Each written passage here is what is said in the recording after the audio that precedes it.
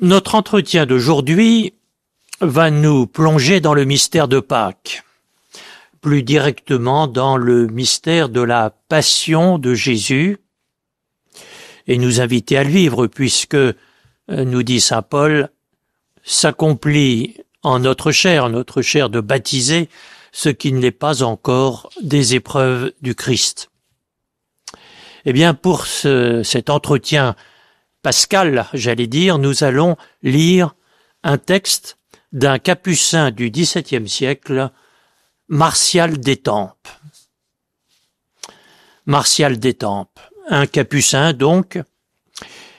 Rappelons qu'il s'agit d'une famille religieuse née au XVIe siècle dans la tradition franciscaine, et peut-être vaut-il la peine de brièvement rappeler comment est née cette tradition, non pas cette tradition qui remonte à saint François, mais la famille des Capucins, et aussi au féminin des Capucines, qui aujourd'hui, en France au moins, n'existe plus, mais qui était le versant féminin de cette tradition franciscaine.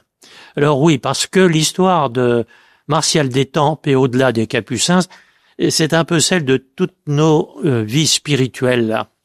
Et ce qu'on va lire tout à l'heure va nous montrer une volonté de revenir toujours à l'essentiel, c'est-à-dire à Jésus, et à Jésus crucifié par amour pour nous. Et c'est comme ça que, au lendemain de la mort de saint François d'Assise en 1226, eh bien, la famille franciscaine, ses disciples, sont très vite devenus très nombreux, et comme toujours, quand on est nombreux, je dirais la moyenne de la qualité change un peu, et peut-être peut-on dire que elle s'affaiblit. Et c'est comme ça que on voit très vite une divergence importante entre des franciscains, disons spirituels, ils se définissaient comme tels, qui disaient ne touchons rien à ce que nous a appris saint François d'Assise, totale pauvreté, très très peu de règles de vie commune, et une vie finalement où chacun était très très solitaire. Et puis une tendance plus communautaire, on va dire, parce que la vie en communauté satisfait aussi un certain nombre de nécessités, et elle a aussi ses exigences, mais on voit comme une constante dans toutes les grandes traditions religieuses que le fondateur prêche d'abord la solitude, et puis que les disciples assez vite se regroupent, parce que c'est finalement plus simple quand, je dirais, l'appétit intérieur d'union à Dieu est peut-être perçu de façon moins directe. Bon. Alors, j'ai dit, la famille franciscaine a numériquement explosé au lendemain de la mort de saint François d'Assise. Et à la fin du XIIIe siècle, on relevait, en Europe occidentale, plus de 40 000, je dis bien 40 000 franciscains répartis en 1600 couvents. Et la plupart d'entre eux étaient devenus avec une forme de vie communautaire, soutenu en cela d'ailleurs par le pape Jean XXII, le pape qui, au début tout à fait à la fin du XIIIe, début du XIVe siècle, va mettre un petit peu d'ordre dans la prolifération de familles religieuses, je dirais, nées à la suite de quelques grands mystiques. Non seulement, c'est vrai, pour les disciples de saint François d'Assise, mais on voit aussi que c'est le même pape qui va vouloir mettre un peu d'ordre chez les dominicains, mettre un peu d'ordre aussi dans le monde des béguines, parce que tout ça, il est plus simple de les avoir tous dans une même maison avec un même règlement. Là, au moins, les désordres sont plus facilement corrigés. Bon. Alors, ceux qui se réclamaient de l'inspiration primitive, vont réagir. Et c'est comme ça que les observants, on les appelle comme ça, dans la famille franciscaine notamment, à partir de 1380, donc nous sommes là à la fin du XIVe siècle, vont s'imposer. Et vous savez, à tous les siècles, il y a des comme ça des mouvements de balancier, et ils vont finalement devenir majoritaires, on va dire à la veille du Concile de Trente, hein, ce grand moment de mutation, en tout cas de renouvellement de l'Église d'Occident, et un peu en réaction au protestantisme. Et c'est comme ça que des statistiques de 1517, époque à laquelle on faisait pas beaucoup de statistiques, mais on s'aperçoit que dans la famille franciscaine, en Europe, on appellerait aujourd'hui occidentale, il y avait 25 000 franciscains dans les couvents, mais déjà 32 000 avec des formes de vie beaucoup plus, on va dire beaucoup moins cadrées. Et ça veut dire que désormais, il va y avoir 2 branches dans la tradition franciscaine. Alors, ce serait trop simple de dire il y a les observants et puis il y a les conventuels. Non, en fait, notamment les observants, comme ils veulent pas trop d'encadrement, ça va aussi se fragmenter en différentes familles qui se réclament toutes de Saint François. Mais c'est chez eux, les observants, que on voit aussi les figures spirituelles les plus marquantes et qui, notamment, autour du Concile de Trente, vont être les grands maîtres de la tradition spirituelle franciscaine. Pensez à Saint Pierre d'Alcantara, qui aura une grosse influence sur Sainte Thérèse d'Avila. Eh bien, c'est un observant. Pensez aussi en France à une tradition aujourd'hui complètement oubliée, celle des récollets. Alors récollets, ça ressemble à récollection. Ben oui, parce que c'est des gens qui veulent vivre d'abord pour leur raison, pour la vie intérieure, et ils ouvrent aussi des maisons de récollection, on dirait aujourd'hui des maisons pour les retraitants, et ils vont prospérer cela plus en Europe du Nord. Et dans nos entretiens, nous parlons souvent de cette extension du renouveau français du XVIIe siècle dans la Nouvelle-France, c'est-à-dire dans le Canada actuel. Eh bien, les premiers à y avoir apporté l'évangile, ce sont les Récollets, donc une tradition franciscaine. Bon. Alors, dans ce foisonnement, retenons simplement que vers 1520, c'est constitué, y compris dans le droit canon, les Capucins.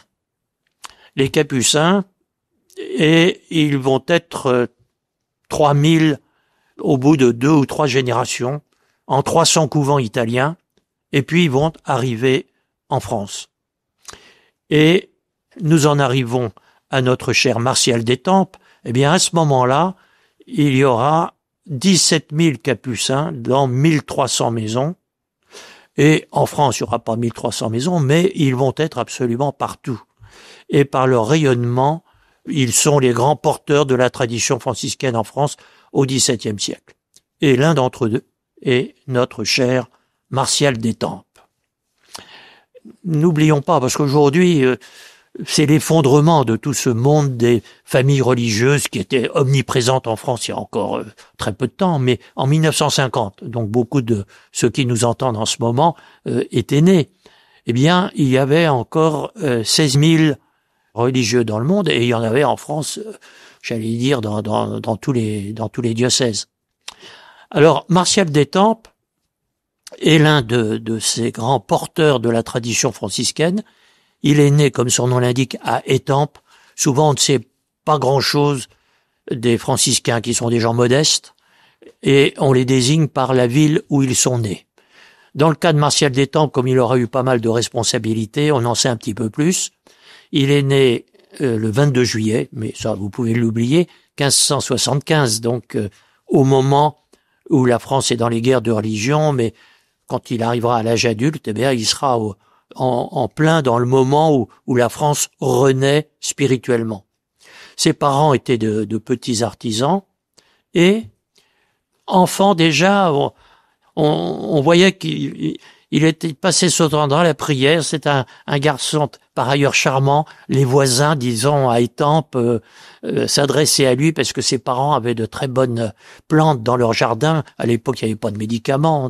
Et on demandait ça au petit garçon parce que Martial était toujours de bon service, et il il priait pour les malades. Enfin bon, une enfance exemplaire, nous dit la tradition.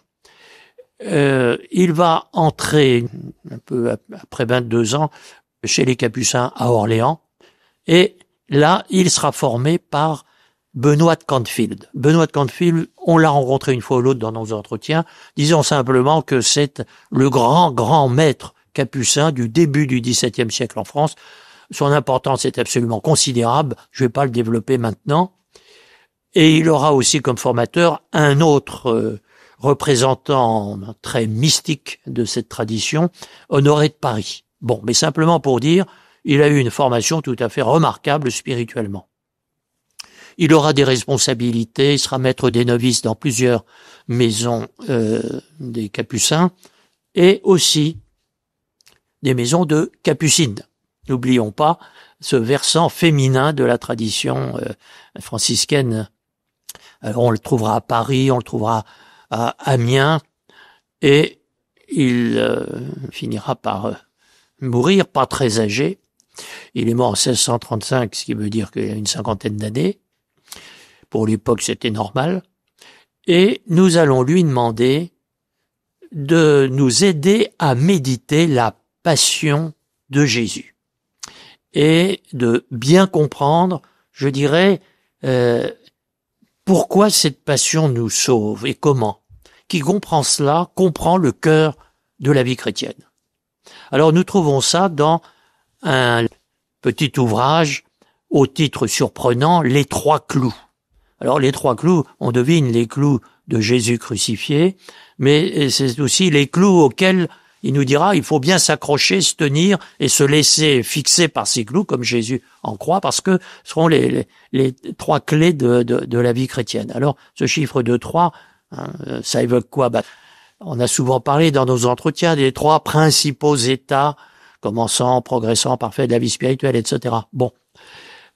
Alors cet exercice des trois clous, puisque c'est le titre de ce que je vais lire, va nous aider à entrer dans ce mystère de la passion de Jésus. Mon père, j'ai une précision à vous apporter. Il existe encore les Capucines dans la ville de France, Clermont-Ferrand. Ah je suis très heureux d'apprendre que cette grande tradition n'est pas morte, ou du moins qu'elle revit.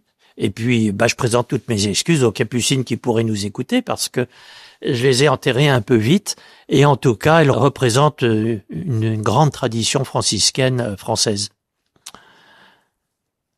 Alors certains demandent aussi pourquoi ce nom de Capucin ou Capucine. Bien nous connaissons tous la fleur Capucine, et on voit que elle a comme un capuchon, elle a la forme d'un capuchon, mais très allongé. Eh bien, les Capucins se distinguaient des autres franciscains justement par un capuchon particulièrement profond. Et je n'ai pas vérifié, mais quand je pense à quelqu'un comme Saint-Pierre d'Alcantara, comme ça, on voit que toutes les réformes de 15e et surtout 16e siècle ont en commun de quitter leurs chaussures, et donc ça donne les déchaux, par exemple les carmes déchaux, parce qu'à l'époque, avoir des chaussures c'était déjà un luxe, et donc on quittait ces chaussures et on se mettait sur la tête quelque chose, un grand voile pour les femmes, un grand capuchon pour les hommes, de telle sorte qu'on ne les dérange pas dans leur recueillement. On rabattait ça sur ses yeux, moyennant quoi on s'isolait. Et on s'isolait à un moment où, n'oublions pas, on avait très peu de vie privée. Et si bien que l'habit, bien souvent, était fait de telle façon qu'on puisse, même dans une salle où il y avait 10 personnes, etc., trouver un certain recueillement. Voilà.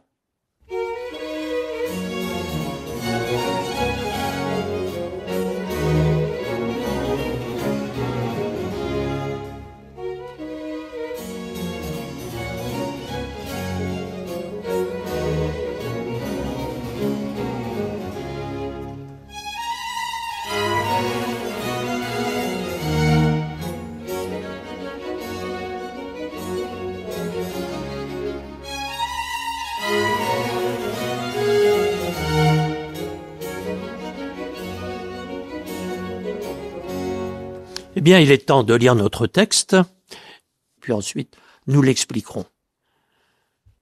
Le contexte est celui des paroles de Jésus en croix. Et nombreux sont les auteurs qui les ont, ces 7 paroles méditées, c'est-à-dire ça structure beaucoup de textes de méditation. La 5e parole, que l'amour fait sortir de l'ardente fournaise du cœur de Jésus en croix, est « J'ai soif ». Il demande s'il n'y a plus rien à souffrir pour ôter tous les empêchements de l'union entre lui et nous. Il a soif de boire tous nos péchés. Il a un désir d'y satisfaire et de les anéantir pour qu'il n'apporte plus d'interposition à l'union dont il a soif. Il se tourne vers la divine justice du Père et lui dit qu'il a soif. Elle est satisfaite abondamment. C'est pourquoi son Père ne veut plus qu'il souffre. Il parle à sa sacrée humanité, à sa propre humanité, et lui dit qu'il a encore soif. Elle n'est pas lasse de souffrir, bien qu'elle ait quasi tout répandu son sang et consumé ses forces. Elle est prête à souffrir jusqu'au dernier soupir et à répandre pour nous jusqu'à la dernière goutte de son sang, tant son amour est grand. Jésus se tourne vers nous pour nous rendre un assuré témoignage de son grand amour, nous voulant faire reconnaître que tout ce qu'il a souffert n'est rien. Il voudrait égaler les souffrances à l'amour de son cœur, pour nous ravir le cœur. Et il nous dit « J'ai encore soif. Si cela ne vous suffit, me voilà prêt de souffrir encore davantage. J'ai soif de pâtir pour vous attirer et de compatir avec vous, pour vous unir à moi dans les souffrances. » Ô bon Jésus, c'est assez. Cela suffit pour me donner une haute estime des souffrances, et je les veux cacher dedans mon cœur, puisque vous en avez fait le choix pour me montrer l'amour que vous me portez et le désir que vous avez de mon bien. Je me propose de n'en faire plus de refus pour le désir que j'ai de vous aimer et de me conserver dans l'union. Saint Jean Chrysostome dit que nous devons recevoir en ce monde toutes les peines et afflictions avec autant de dévotion que nous ferions pour une partie de la vraie croix qui nous serait envoyée de Rome par notre Saint-Père le Pape. Nous pouvons voir par là comme toutes les souffrances, pour petites qu'elles soient, sont une participation de la croix de Jésus-Christ. Et comme telles, elles sont à désirer pour nous unir à Dieu plus que toutes les consolations qui souvent nous désunissent. C'est pourquoi nous ne les devons mépriser ni les laisser tomber par terre, car ce sont des miettes de pain consacré par les souffrances, pain consacré qui nous est envoyé de la table de Jésus-Christ, qui est la croix, pour la nourriture des pauvres affamés de Dieu. Ce sont des gouttes de sang du souper de l'agneau, répandues pour désaltérer les ardeurs amoureuses et languissantes des âmes séraphiques, qui ont pour leur devise « ou souffrir ou mourir ». Et ils les recevront comme des pierres précieuses, qui leur serviront à faire des couronnes plus agréables à Dieu que tout autre exercice. La première chose à remarquer, c'est que ce texte, moi, il me fait peur, et j'aurais envie de fuir. Il n'est question que d'épreuves, de souffrances, et Jésus n'en a jamais assez. Son Père dit non, ça suffit. Alors il se tourne vers son humanité. Ah ben elle veut bien souffrir encore. Puis il se tourne vers nous. Alors on veut bien qu'il souffre encore. Mais je veux dire, mais la vie chrétienne, c'est saignant à ce point-là. Bon, alors je remarque une chose. Il y a beaucoup de choses dans ce texte qui en effet nous font peur, hein, même quand on l'a, si vous l'avez entendu un petit peu, bon c'est un texte, vous devinez qu'il faut le lire, le relire, mais dès une première écoute on dit oh là là c'est cruel. Bon, mais en réalité le vocabulaire de la douceur, le vocabulaire de la paix, le vocabulaire de la joie est infiniment plus présent dans ce que je viens de lire que le vocabulaire de la douleur, qui est à chaque fois, je dirais, nous dit, ben oui, mais c'est pour plus de joie, de douceur, de bonheur.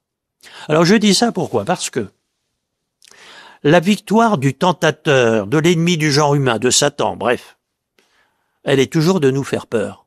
Alors dans un texte comme ça, et dans l'Évangile plus généralement, on ne retient que ce qui nous fait peur. Et on se rend pas compte que Jésus nous dit, mais n'ayez pas peur, il nous dit ça toujours, mais aussi venez à moi, je suis doux et humble de cœur. Ouais, mais attendez, il y a la croix, il y a... Bon. Alors, je dis ça parce que ce texte de Martial d'Étampes est un parmi beaucoup d'autres.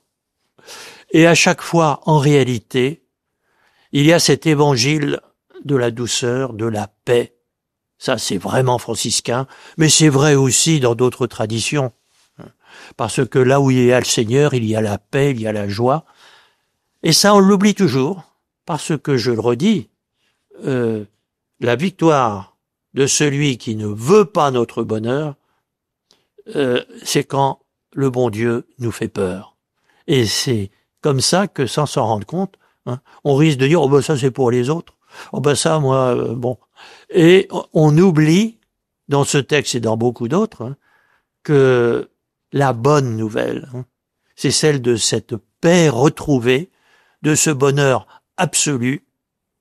Et si on nous parle de tout ce qui est crucifiant dans la vie, Martial nous en a beaucoup parlé, en réalité, c'est pour nous dire, ne vous inquiétez pas. Maintenant, c'est-à-dire depuis que Jésus vous a rejoint sur la croix, depuis le vendredi saint, maintenant, ça n'empêche plus le bonheur pour lequel vous êtes fait et dont vous portez le désir dans votre cœur. Voilà. Alors, prenons d'un peu plus près maintenant le texte. Il commence par dire que cette parole de Jésus en croix, j'ai soif, c'est parce qu'il veut, je cite Martial, Jésus veut ôter tous les empêchements de l'union entre lui et nous. Il nous a dit ça au début du texte. Et pour ça, il veut boire tous nos péchés, enfin tout, voilà, que tout ça disparaisse, pour qu'il n'y ait plus d'interposition à l'union dont Jésus a soif. Voilà. Alors, dans nos entretiens, on l'a souvent dit, que ça soit Dieu, que ça soit l'homme, parce que à l'image de Dieu, le désir le plus profond, c'est de ne faire qu'un, lui et nous.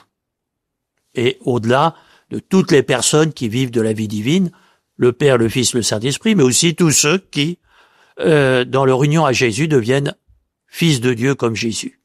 Nous portons tous, comme Dieu lui-même, comme Jésus lui-même, comme le Père, le Fils, le Saint-Esprit, nous portons en notre cœur ce désir de ne faire qu'un avec les autres personnes.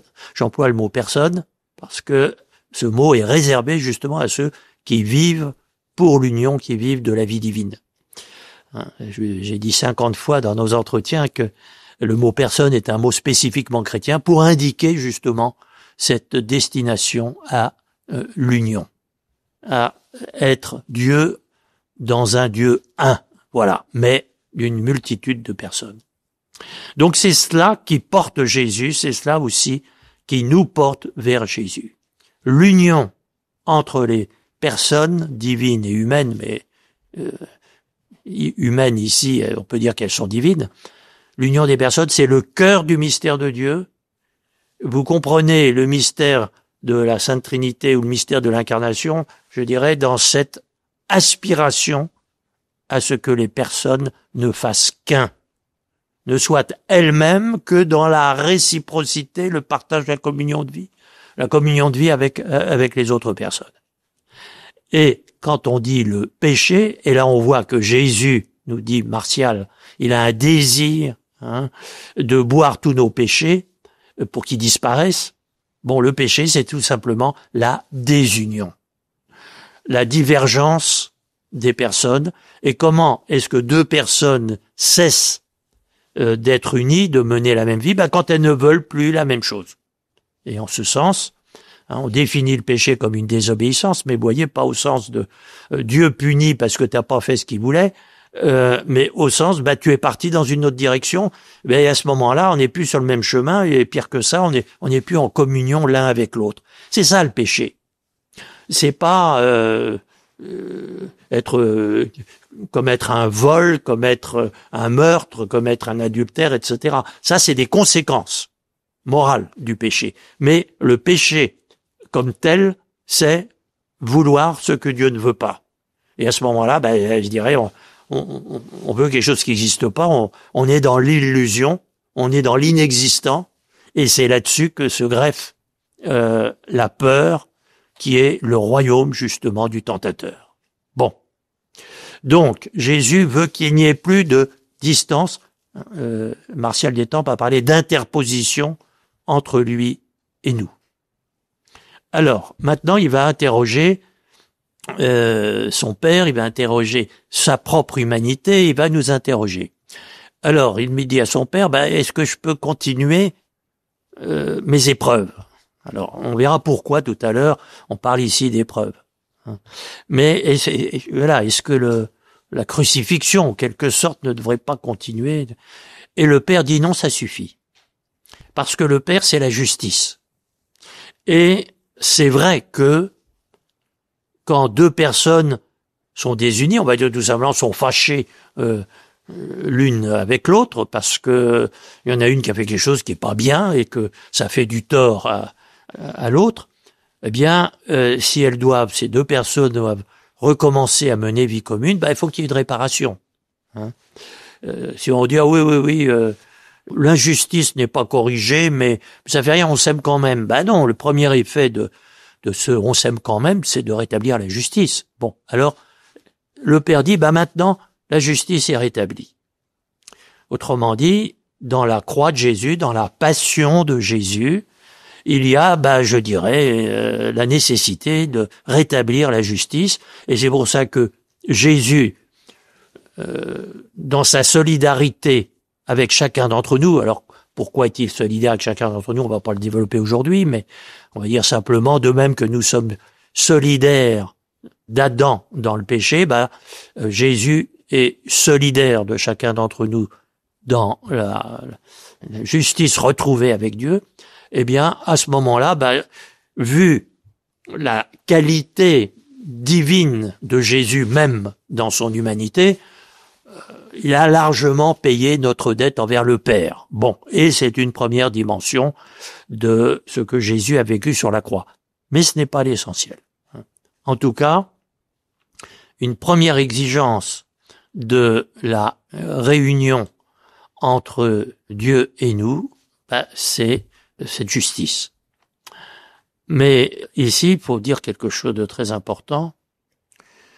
J'ai dit le péché, c'est de ne pas vouloir ce que Dieu veut, c'est de faire autre chose. Mais je dirais ça n'a pas de consistance. En ce sens, le mal, qui n'est jamais qu'un manque de bien, voilà, on veut plus le bien, tout ce que Dieu fait est bon, on veut plus ce que Dieu fait, donc voilà. Mais le mal ne sera jamais à la taille du bien. Et c'est pour ça que il y a une limite à la justice. Et en ce sens, Jésus, vu ça, le prix qu'il avait aux yeux de son Père, on peut dire, il a plus que payé notre dette. Voilà. Mais, bien le plus important, s'il y a une limite au mal et à la justice, il n'y a pas de limite au bien et à l'amour. Et c'est pour ça que si Dieu le Père est payé en quelque sorte de la dette que nous avions envers lui, ça ne suffit pas pour épuiser l'amour de Jésus.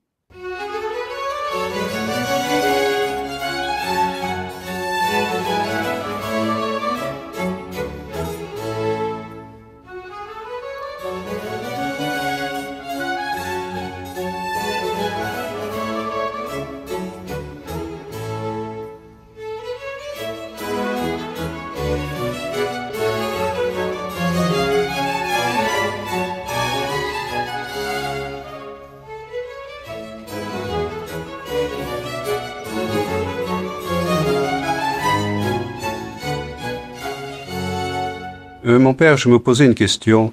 D'après ce que vous venez de dire, on a l'impression que le père et le fils sont en opposition, puisque vous dites le père dit ma justice est satisfaite, donc stop aux souffrances, à la passion, et apparemment Jésus dit non, encore des souffrances, parce que son amour est infini, il n'y a pas de limite à l'amour. Oui, vous avez tout à fait raison, mais c'est pas pour autant une opposition. C'est une sorte de dépassement de l'amour. Jésus dépasse en quelque sorte les exigences de l'amour du Père. On pourrait réfléchir, on va pas le faire, ça nous sortirait de ce texte, mais est-ce qu'au fond, le mystère de la Sainte Trinité ne s'explique pas, justement, par cette exigence de l'amour d'aller au-delà de lui-même, et donc comme une exigence du Père d'avoir ce Fils, pour que l'amour puisse déborder. Bon, mais je vais pas plus loin là-dedans, mais je dis simplement, Jésus, à ce moment-là, s'il ne peut pas continuer, je dirais, si son amour ne peut pas aller au-delà de celui de son Père, il peut aller au-delà en se tournant vers ceux qui sont des pécheurs. Et c'est comme ça que la miséricorde de Dieu va au-delà de l'amour qu'il aurait eu pour nous si nous n'avions pas péché. Et ben dans la nuit de Pâques, c'est ce qu'on chante. Heureuse faute, qui nous valut d'être encore plus aimés que si nous étions restés des justes. Voilà le fond de la réponse. Mon père, est-ce que l'amour serait lié alors à l'augmentation des souffrances? Non pas à l'augmentation des souffrances, mais à l'augmentation du péché. Et de fait, là, il y a quelque chose qui donne l'occasion à Dieu de nous aimer encore plus. Et votre question est révélatrice d'une confusion que nous faisons souvent. Et là aussi, parce que le tentateur veut nous faire peur. C'est que c'est pas la souffrance de Jésus qui nous sauve. C'est pas vous allez me remercier parce que regardez ce que je fais pour vous. Non, pas du tout. Il nous aime pas. Il ne souffre pas parce qu'il nous aime, mais il nous aime sans se soucier de la souffrance. Autrement dit, il faut renverser la question. Et ça a à voir avec ce que je disais tout à l'heure, que nous serons toujours craintifs devant l'aspect crucifiant de la vie chrétienne, en oubliant que c'est pas la croix en tant que douloureuse qui nous sauve, c'est nous sommes sauvés malgré la croix.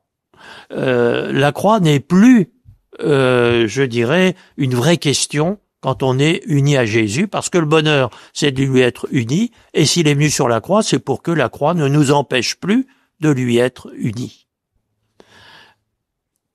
Sur ce registre, Martial dit encore quelque chose de très important. Jésus se tourne vers nous pour nous rendre témoignage de son amour.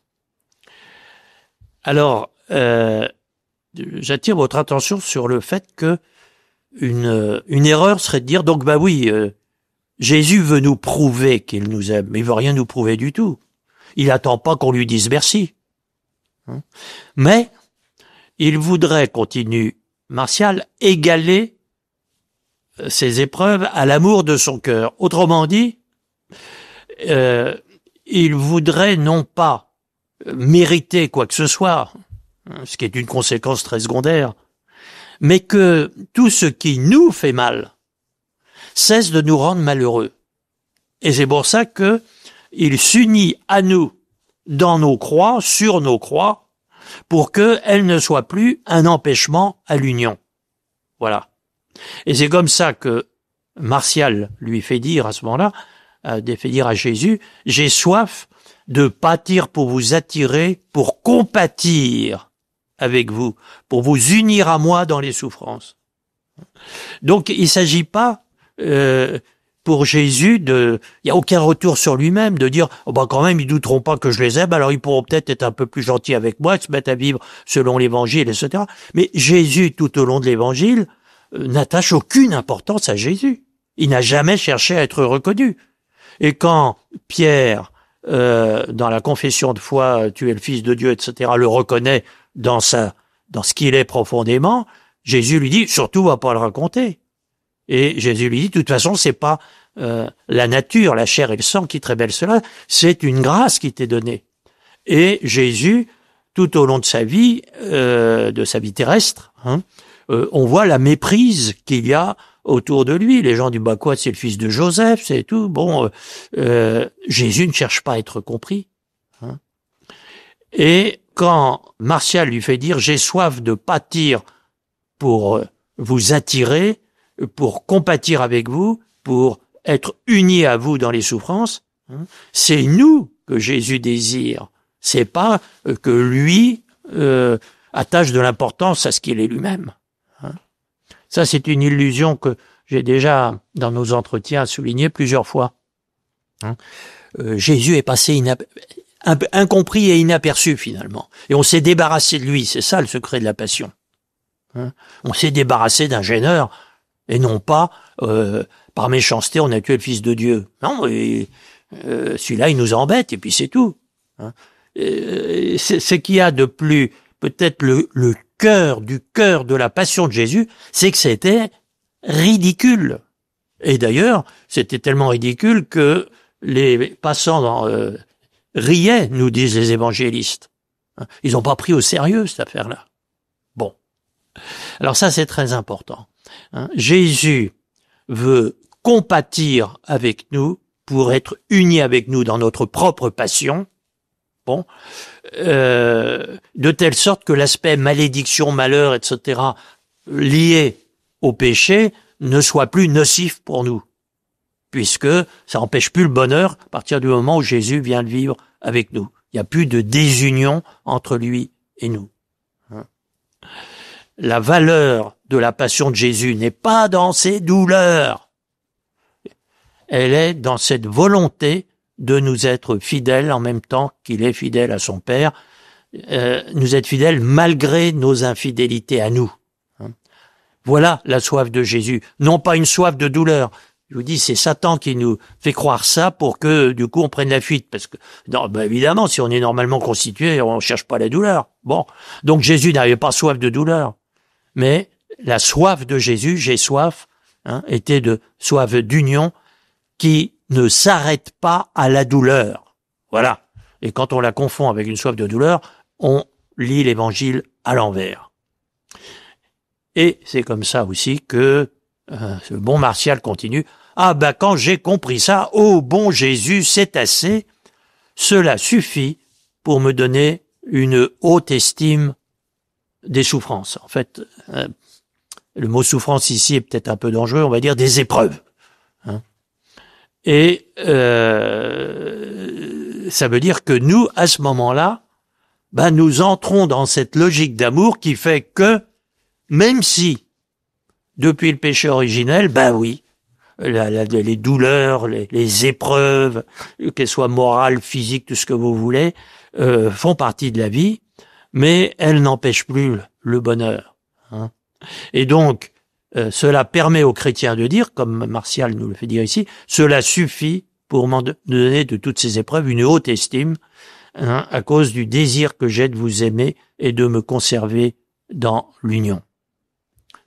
De nouveau, on retrouve cette volonté d'union comme étant la clé de la vie chrétienne, parce qu'elle est la clé de la vie de Jésus. Pas pour imiter Jésus, mais parce que il y a un désir mutuel entre Dieu et l'homme, c'est la clé du mystère de l'incarnation, qui fait que nous ne serons heureux que dans l'union à Jésus, et si le péché fait que ça va se faire sur la croix, ça n'a plus de, je dirais, c'est plus un problème. Et voilà. Réaccepter la volonté de Dieu, même dans cette situation nouvelle créée par le péché, qui est une situation de souffrance, sera faire disparaître, non pas la douleur, mais c'est-à-dire la souffrance, hein, qui est la façon révoltée, révoltante, hein, de vivre autrement que la volonté de Dieu. Bon, ici il y a quelque chose, je pense que Martial d'Étampes aura trouvé chez saint François de Sales. Saint François de Sales, dans un petit billet envoyé à Jeanne de Chantal et qu'elle gardera toujours dans sa poche comme une clé pour, je dirais, qu'elle puisse relire ça quand elle trouvait que la vie était un peu lourde, un peu dure. La croix est de Dieu. Parce que la justice de Dieu fait que si vous voulez pas la volonté de Dieu, de fait, à ce moment-là, vous êtes dans l'épreuve. Hein, Dieu nous voulait dans le bonheur d'une vie où on était complètement unis à lui, on s'est désunis, et donc on est dans l'épreuve. Alors en ce sens, la croix est de Dieu, dit François de Sales. Mais elle n'est croix que parce que nous ne nous joignons pas à elle. Au fond, que à cause de cette révolte qui fait que ce que Dieu est bien obligé de respecter, notre choix d'une vie qui est pas la vraie, bon, eh bien c'est là que se loge le malheur. Hein. Elle n'est la croix, que parce que nous ne la voulons pas, dit François de Sales cette fois-ci. Mais il dit, mais si elle est de Dieu, pourquoi donc ne la voulons-nous pas? Et c'est ça qui fait que Jésus, il veut les conséquences du péché, et en même temps, il est vit dans le bonheur. Et sur la croix, Jésus saigne de partout, et il n'y a pas simplement son sang répandu, il y a tout ce qui, intérieurement, psychologiquement, enfin, toute l'atrocité, hein, de toutes les croix possibles. Bon. Et alors, ça n'empêche pas d'être en même temps heureux. Voilà. Ce qui fait que, par exemple, dans l'iconographie classique, vous allez dans les vitraux de nos cathédrales, vous allez dans les plus anciennes représentations de la Passion de Jésus, on le représente, je dirais, heureux, enfin les yeux ouverts et pas torturé, même si il y a toutes les tortures, il saigne, voilà, mais ce n'est plus en opposition au bonheur.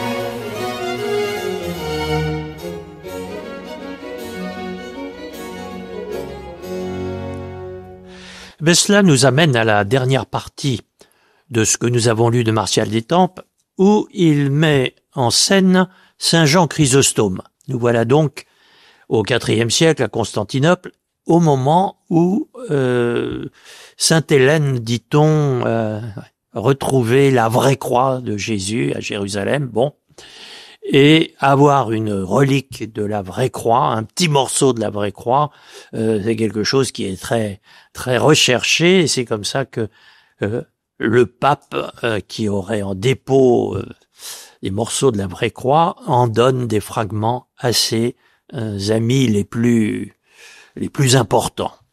Bon. Et Martial d'Étampes rappelle que Saint Jean Chrysostome nous dit que nous devrions considérer en ce monde toutes les peines, les afflictions comme des morceaux de la vraie croix qui nous seraient envoyés de Rome par notre Saint-Père le Pape, nous dit Martial. Il y a quelque chose ici de très important et qui aussi explique d'une certaine façon le succès de cette vénération de la croix dans la liturgie et dans la tradition aussi, dans toute la dévotion chrétienne. Pourquoi? Parce que la croix, ce n'est pas n'importe quel morceau de bois, je dirais. Il n'y en a qu'une vraie croix, dont la croix unique et physique, hein, le morceau de bois sur lequel Jésus est mort, est finalement le signe authentique. C'est que, rappelez-vous ce qu'on a cité tout à l'heure de saint Paul, s'accomplit aujourd'hui en moi ce qui ne l'est pas encore de la passion du Christ. La passion de Jésus s'est terminée le vendredi saint à 3h. Mais de par son union avec nous, c'est le Christ, nous sommes le corps du Christ, nous sommes Jésus perpétué dans l'histoire et la géographie depuis 20 siècles. Bon. Et donc, en effet, toutes nos épreuves, toutes nos peines, tout ce qui est de près ou de loin conséquence du péché, appartient réellement à la passion du Christ. Bon. Et Martial nous dit, nous pouvons voir par là que, conformément à ce que nous a dit saint Jean Chrysostome, toutes nos épreuves, aussi petites soient-elles, dit Martial, sont une participation de la croix du Christ. C'est pas un peu comme Jésus, nous on va essayer de lui ressembler. Non, nous sommes actuellement Jésus en son corps, nous sommes le Christ en sa passion. Et c'est comme ça que nous sommes dans nos épreuves, unis à Jésus, et c'est comme ça que Martial vous dit que ces épreuves sont à désirer plus que toutes les consolations. Parce que les consolations, finalement, elles deviennent presque des tentations. C'est comme ça, nous dit-il, que souvent elles nous désunissent de Jésus, tandis que la croix nous unit à Dieu plus que toutes les consolations. Et il nous dit à partir de là, ça va donner un sens complètement nouveau à nos épreuves, à nos maladies, à nos tristesses, à tout ce qui va pas. Bon, ce sont, nous dit Martial, des miettes de pain consacrées par les souffrances, ce pain qui nous est envoyé de la table de Jésus-Christ, qui est la croix, pour la nourriture des pauvres affamés de Dieu. Et quand il nous dit aussi que un peu plus loin, c'est aussi le sang du Christ, ça a à voir aussi avec la messe, avec l'Eucharistie. La célébration de la messe, c'est pas le rappel de ce qui s'est passé il y a 2000 ans, c'est la célébration de ce qui se passe aujourd'hui, dans cette passion continuée de Jésus en son Église. Faites ceci en mémoire de moi. Jésus dit pas évoquez un très vieux souvenir, il nous dit vivez aujourd'hui ce que je vis depuis 2000 ans. Donc, cette table qui est la croix, c'est aussi la table de la messe, et c'est comme ça qu'on dit que la messe est le sacrifice du Christ. Et dès lors, Martial nous dit d'apporter dans la communion à Jésus sur la croix tout le soin que nous apportons à recevoir le Saint-Sacrement dans l'Eucharistie. Il faut les recevoir nos épreuves comme miettes de pain consacré envoyées de la table de Jésus-Christ. Et de même que on ne fait pas n'importe quoi avec le Saint-Sacrement, c'est Jésus qui.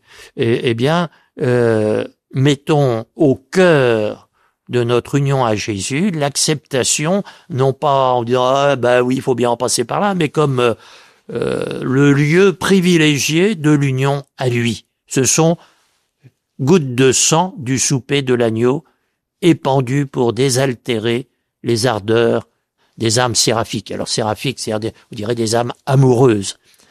Allusion au stigmate de saint François. Les âmes séraphiques. Nous sommes en pleine tradition franciscaine et c'est le moment de nous rappeler que saint François d'Assise reçoit les stigmates et ce sont les séraphins, c'est-à-dire les archanges qui sont plus particulièrement porteurs, associés en tout cas à l'amour de Dieu. Et on représente souvent saint François, il y a beaucoup de tableaux où on voit ces anges qui frappent les mains et les pieds de saint François pour lui imposer les stigmates. Voilà. Alors, en bon franciscain, bien sûr, il nous dit l'âme qui vit la passion de Jésus est une âme séraphique.